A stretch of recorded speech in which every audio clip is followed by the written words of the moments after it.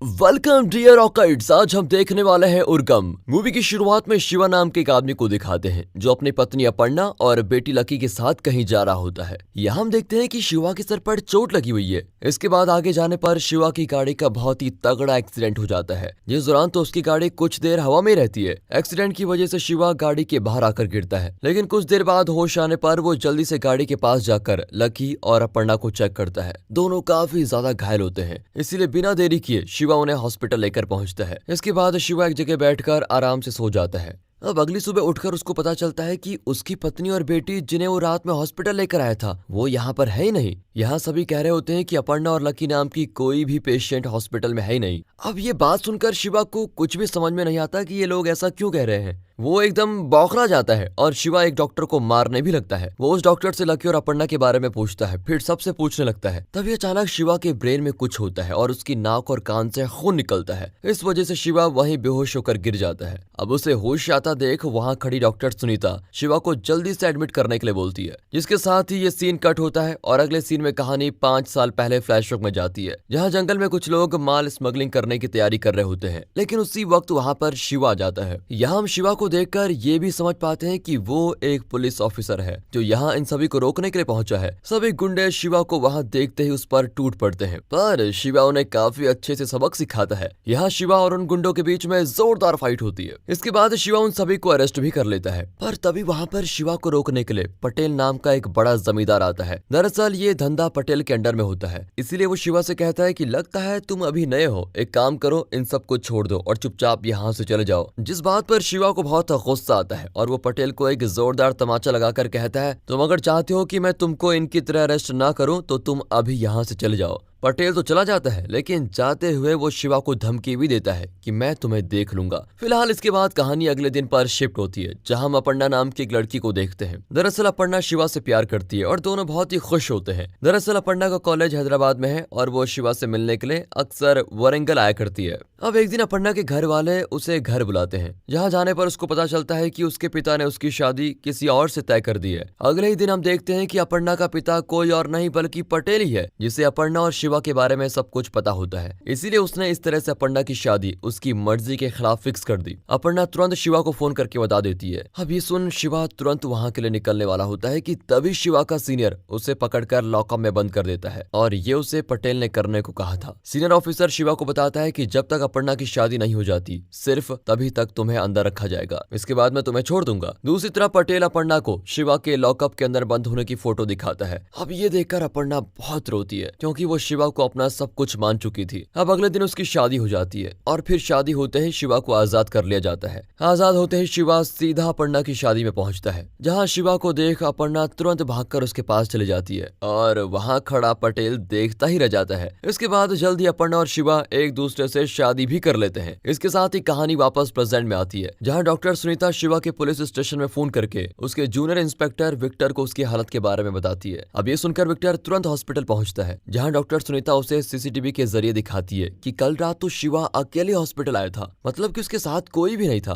अब doctor Sunita Victor को बताती है कि एक्सीडेंट के कारण सर पर इंजरी होने की वजह से शिवा को डेमेंशिया नाम की एक मेंटल कंडीशन हो गई है, जिसमें ब्रेन के अंदर इंजरी होने की वजह से ब्लड क्लॉटिंग हो जाती है और वो खून नाक और कान के जरिए बाहर निकलता है। इससे होता यह है कि पेशेंट तुरंत बेहोश हो जाता है। वो आगे बताते हुए कहती है कि डेमेंशिया के पेशेंट्स को अक्सर उन चीजों का भ्रम होता है जो असली में होती नहीं, जैसे कि इस केस में शिवा को लगता है कि वो अपनी पत्नी और बेटी को इस हॉस्पिटल में लेकर आया था, पर यह सही नहीं है। इस पूरे समय तो वो अकेला था, लेकिन डायमेंशिया को लेजर ट्रीटमेंट वगैरह करके ठीक किया जा सकता है। बस शर्त यह है कि इस दौरान वो अपने दिमाग में कोई स्ट्रेस न दे। अब जब विक्टर और डॉक्टर सुनीता आपस में बात कर ही रहे होते हैं, तभी वहां पर पटेल आ जाता है। वो भी शिवा की ही तरह अपनी बेटी और पोती के बारे में सवाल करता है। दरअसल पिछली रात अपर्णा ने पटेल को फोन करके कहा था कि मैं शिवा के साथ नहीं रहना चाहती, जिस पर पटेल ने उसे घर वापस आने के लिए कहा था। यहाँ तक कि पटेल खुद अपनी बेटी को लेने आना चाहता था, मगर अपर्णा ने उसे फोन करके मना कर दिया और बताया कि शिवा उसे छोड़ने खुद आ रहा है। यहाँ पटेल शिवा पर इल्जाम लगाता है कि उसने अपर्णा और लकी के साथ पता नहीं क्या कर दिया, जरूर कुछ बुरा किया होगा। विक्टर भी समझ जाता है कि अगर शिवा अपनी बीवी और बच्ची के साथ घर से निकला तो आखिर वो दोनों गायब कहाँ हो गई। अब विक्टर शिवा की गाड़ी को चेक करता है। उसमें उसे शिवा की सर्विस रिवॉल्वर मिलती है जिसमें कि 4 गोलियां शिवा ने कहीं पर पहले इस्तेमाल कर ली हैं। और अब इसी के साथ कहानी फिर से फ्लैशबैक में जाती है, जहां हमें शिवा और अपर्णा की शादी के कुछ समय के बाद का वक्त दिखाते हैं, जिन्हें अब एक प्यारी सी बेटी भी हो चुकी है। हालांकि शिवा चाहकर भी अपने परिवार को समय नहीं दे पा रहा था, जिस कारण अपर्णा उससे अक्सर गुस्सा रहती थी। वो ड्यूटी की वजह से कभी घर पर टाइम भी नहीं आता था, लेकिन इनकी जिंदगी ठीक ठाक चल रही थी। इस तरह एक दिन शिवा के पास एक मिसिंग लड़की का केस आता है जो कोचिंग से घर जाते वक्त गायब हो गई। इसलिए शिवा तुरंत उस लड़की की तलाश में लग गया। इसी बीच शिवा को पता चलता है कि पुलिस ने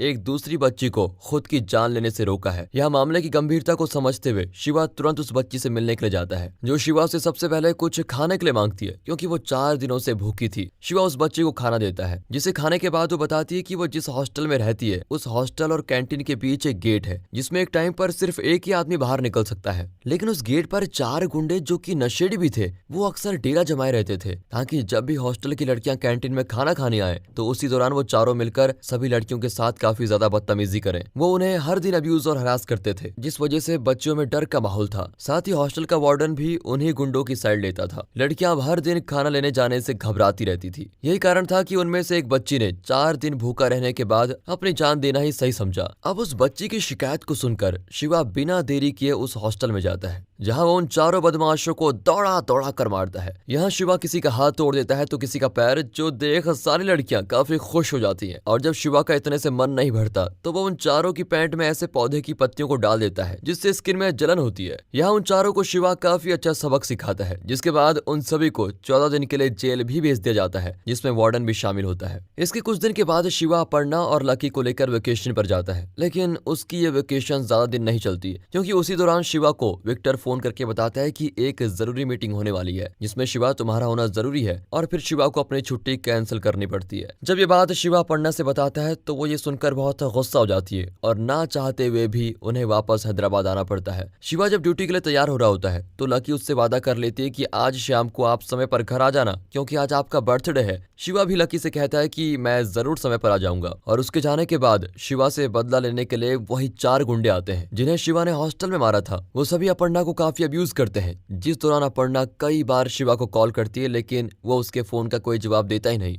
वो चारों गुंडे अपर्णा से जाते वक्त कह देते हैं, अगर तुम्हारे पति फिर से हमारे रास्ते को रोकने की कोशिश करते हैं तो तुम्हारे साथ बहुत बुरा होगा। इस हादसे ने अपर्णा को पूरी तरह से तोड़ दिया था। फिर शिवा के आने पर वो उसको डांट भी लगाती है कि तुम करते क्या रहते हो, तुम्हारी वजह से हमारी जान को भी खतरा हो गया है। लेकिन यहाँ शिवा उसकी पूरी बात सुने भी नहीं, अपनी सर्विस रिवॉल्वर लेकर उनको मारने के लिए निकल पड़ता है। वो उन चारों को ढूंढकर उन्हें गोली से मार देता है। इसके बाद जब शिवा वापस आ रहा होता है तो रास्ते में उसे बस स्टॉप के पास अपर्णा लकी के साथ खड़ी दिखती है। दरअसल अपर्णा अपने फादर के घर वापस जा रही है, क्योंकि शिवा उन्हें टाइम देता ही नहीं और आज उसकी वजह से उसके परिवार के साथ कुछ भी हो सकता था। और फिर बात न बनता देख शिवा उन दोनों को खुद गाड़ी से छोड़ने के लिए जाता है। और यही सीन हमें शुरुआत में देखने को मिला था, जब शिवा अपर्णा और लकी को लेकर जा रहा था। उस वक्त शिवा को थोड़ी चोट भी लगी थी, क्योंकि वो अभी उन चारों को मार कर आया था। इसी बीच अचानक से अपर्णा को पटेल का फोन आता है, जिस तरफ ध्यान जाने के चक्कर में शिवा ध्यान ही नहीं देता कि वो रास्ता बंद है और वो गलती से उस रोड पर आगे बढ़ जाता है, जिस दौरान शिवा का एक बहुत ही भयानक एक्सीडेंट हो जाता है, जिसमें तीनों को काफी चोटें आती है। लेकिन उसके बाद लकी और अपर्णा के साथ क्या हुआ ये हमें नहीं दिखाया जाता, जिन्हें ढूंढने में अब पुलिस लगी हुई है। इधर विक्टर बताता है कि जिन 4 लोगों को शिवा ने मारा था उसमें घनी नाम का एक गुंडा वहां नहीं था, मतलब कि वो किसी तरह बच गया। इसलिए हो सकता है कि उस वक्त उसी ने शिवा का पीछा किया हो और जब शिवा का एक्सीडेंट हो गया हो तो उसकी पत्नी और बेटी को उसने किडनैप कर लिया हो। इसलिए हमें अब पहले घनी को ढूंढना होगा। दूसरी ओर शिवा को भी पूरे 8 दिन बाद होश आ चुका है, जिसे जैसे ही डॉक्टर सुनीता से पता चलता है कि एक्सीडेंट के बाद से उसकी पत्नी और बच्ची गायब है तो वो हॉस्पिटल से उन्हें ढूंढने के लिए तुरंत निकल जाता है, जहां पर हम उसी वक्त घनी को भी देखते हैं जो शिवा का पीछा करता है। और क्योंकि विक्टर ने हॉस्पिटल में एक और ऑफिसर लगाया हुआ था तो वो भी उन दोनों के पीछे जाता है। साथ ही वो विक्टर को इस बारे में इन्फॉर्म कर देता है। तो वहीं शिवा उसी जगह पर पहुंचता है जहां उसका एक्सीडेंट हुआ था कि तभी उसको अकेला पाकर घनी शिवा को मारने की कोशिश करता है, जिस दौरान दोनों के बीच काफी जोरदार लड़ाई होती है। लेकिन इससे पहले विक्टर वहां पहुंचकर शिवा को रोक पाता, शिवा बिना देरी किए इस बार घनी को आखिर में मार ही देता है। ये देखकर विक्टर शिवा से कहता है कि ये आपने बहुत बड़ी गलती कर दी, क्योंकि वही था जो हमें बता सकता था कि आपकी बीवी और बच्चे इस वक्त कहाँ पर हैं। अब क्या शिवा ने सच में कोई गलती कर दी ये तो हमें आगे ही पता चलेगा। अब क्योंकि शिवा ने उन चारों को मारा था इसलिए उसे अरेस्ट करके अगले दिन कोर्ट में पेश किया जाता है, जहां डॉक्टर सुनीता कोर्ट को बताती है कि शिवा को डायमेंशिया हो गया है, जिसका ट्रीटमेंट अगर समय से नहीं हुआ तो वो मर भी सकता है। इसलिए डॉक्टर सुनीता जज से 2 हफ्तों का समय मांगती है ताकि इसी बीच शिवा को हाउस अरेस्ट करके उसका ट्रीटमेंट किया जा सके। जज भी इसकी इजाजत दे देता है, लेकिन पुलिस को खास ख्याल रखना पड़ेगा कि शिवा घर से कहीं बाहर न जाए। शिवा भी डॉक्टर सुनीता के इस फेवर के लिए उसे थैंक यू कहता है, लेकिन जैसे ही वो घर जाता है वैसे ही विक्टर से वो कहता है कि मुझे किसी भी तरह अपर्णा और लकी को ढूंढना होगा। जिस पर विक्टर कहता है कि जो एकमात्र जरिया था उससे तो तुमने मार दिया, तो अब भला आप क्या करेंगे। शिवा कहता है कि घनी ने उन दोनों को किडनैप नहीं किया, बल्कि ये किसी और आदमी का काम है, क्योंकि अगर घनी ने किया होता तो उस वक्त मैं बेहोश था, तो वो मुझे वहां पाकर मार सकता था, लेकिन मुझे कुछ नहीं हुआ, जिसका साफ मतलब है कि इसमें किसी और का भी हाथ है। शिवा विक्टर को बताता है कि पिछले 5 महीनों में कई सारे मिसिंग केस हुए हैं, जिनमें से कुछ मिल गए, कुछ ने खुद की जान ले ली और कुछ का किसी ने खून कर दिया, पर इन सबको हटाने के बाद 40% ऐसे लोग बचते हैं जिनका आज तक कुछ पता नहीं चला। इसलिए कुछ भी करके हमें इन सब का पता लगाना चाहिए, क्योंकि हो सकता है कि इसके पीछे कोई बड़ी गैंग हो। शिवा की इस बात को सुनकर विक्टर उसे इस केस पर काम करने की परमिशन दे देता है, लेकिन उसे घर पर ही रहना होगा। अब ज्यादा स्ट्रेस लेने के कारण एक दिन अचानक शिवा फिर से बेहोश हो जाता है, जिसका पता जब डॉक्टर सुनीता को लगता है तो वो शिवा को टेंशन लेने से मना करती है और ये भी धमकी देती है कि अगर तुमने मेरी बात नहीं मानी तो मैं जज को इस बारे में बता दूंगी।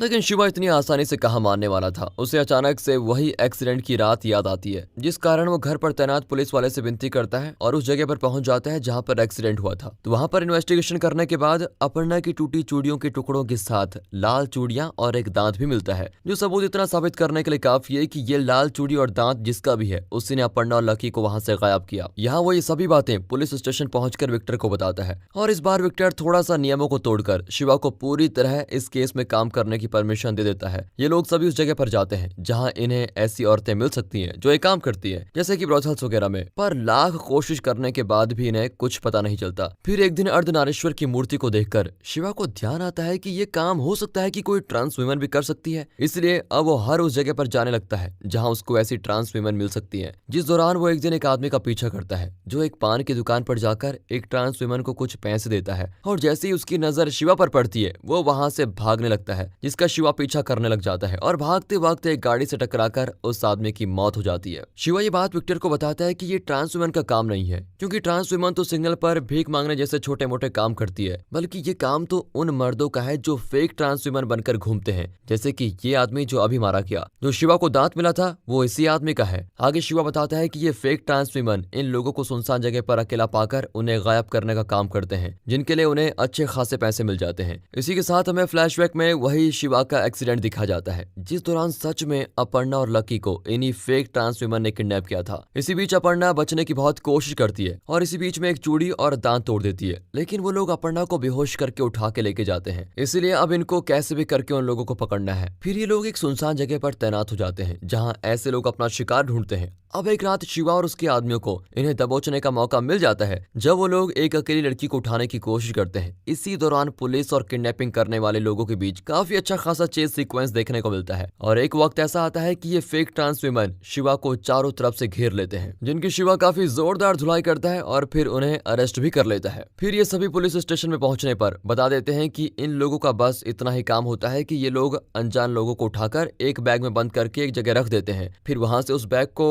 कोई और उठा के लेके जाता है। यहाँ शिवा इन लोगों से ये पता कर लेता है कि आज ये लोग बैग कहाँ रखने वाले थे। अब क्योंकि अगली सुबह शिवा को कोर्ट में पेश होना था, इसलिए शिवा फैसला करता है कि बैग में वो खुद जाएगा ताकि जल्दी से इसके पीछे के असली नेटवर्क का पता चल सके। साथ ही शिवा यहाँ इन सब लोगों को ये भी कहता है कि तुम लोगों की वजह से ही लोग ट्रांस वुमेन से नफरत करते हैं, उन पर विश्वास नहीं कर पाए और न ही उन्हें समाज ने बराबरी का मौका दिया है, नहीं तो ट्रांस वुमेन भी डॉक्टर, इंजीनियर या लॉयर बनकर हमेशा अच्छे पद पर होते। इसी के साथ ये सीन यहाँ से शिफ्ट होकर एक अनजान लैब की तरफ मुड़ जाता है, जहां हम एक बड़े फार्मास्यूटिकल्स कंपनी के मालिक भाटिया को देखते हैं, जो असल में इन सारी किडनैपिंग के पीछे है, क्योंकि वो पूरी दुनिया में सबसे पहले आर्टिफिशियल ब्लड बनाना चाहता है जिसे सिर्फ उसकी कंपनी बेचे और मोनोपोली क्रिएट कर सके। यही वजह थी कि भाटिया अपनी पावर और पैसे के इस्तेमाल से किडनैपिंग करवाता रहता है ताकि साइंटिस्ट उन पर किसी भी लैब के चूहे की तरह टेस्ट कर सके। इसी बीच उन्हें किडनैप लोगों में से एक आदमी भागने की कोशिश करता है, जिसे भाटिया काफी बुरी तरह मारता है और अंदर सभी लोगों से कहता है कि अगर किसी ने भागने भागने की कोशिश की तो उसका यही हाल होगा। इधर शिवा बैग के अंदर रहकर किसी के आने का इंतजार करता है,